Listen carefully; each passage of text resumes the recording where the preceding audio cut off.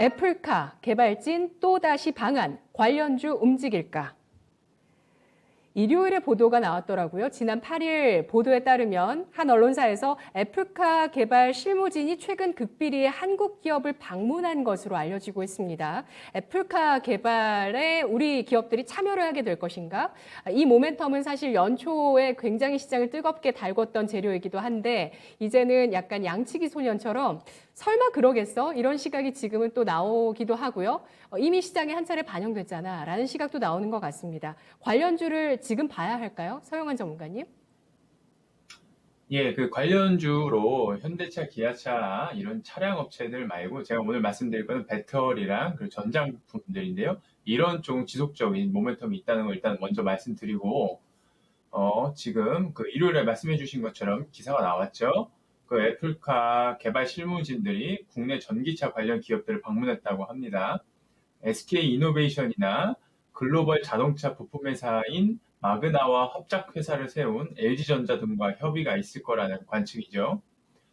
SK 이노베이션을 만났다는 것은 조금 이례적입니다. 왜냐하면 그동안 애플은 애플카에 LFP 배터리를 채용하기로 공언한 바가 있기 때문이죠. 그러나 최근 미중 무역 전쟁으로 인해 중국 배터리를 못 쓸 것이라는 우려로 인해 한국 업체들의 배터리를 사용할 수밖에 없는 그런 상황인 걸로 보입니다. 그 LG 마그나는 그간 애플과의 협력이 지속적으로 예측이 됐었는데요. LG 마그나는 전기차에 들어가는 모터, 인버터 등 전기차 파워트레인을 구성하는 구동 시스템을 개발하고 있죠. 특히 마그나 CEO는 애플을 위한 제품을 생산한 준비가 돼 있고 북미 공장 증설 의향이 있다고 그런 얘기도 했습니다. 저는 저는 그 한국산 배터리를 사용한다는 것은 그 선택이 아니고 운명이라고 그동안 조금 생각을 했습니다. 왜냐면은 LFP 배터리에 대해서 그간 삼성 SDI나 LG 에너지 솔루션 양사 모두 NCM에 비해 기술적으로 열의에 있다고 얘기한 바가 있죠.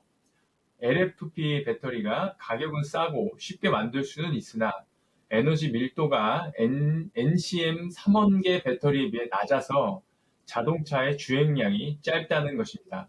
그리고 온도에도 취약해서 겨울철에는 특히 빨리 전력이 소모된다는 그런 단점이 있죠. 국내 셀메이커사들은 NCM 배터리의 에너지 밀도를 점차 늘려나가고 원가 하락 등을 개선을 해 나가서 장기적으로 3원계 배터리가 시장의 메인스트림이 될 거라고 공언을 한 바가 있습니다. 어제 말씀드린 대로 제가 배터리 셀 메이커 좀 지속적으로 주목하시길 좀 바라고요.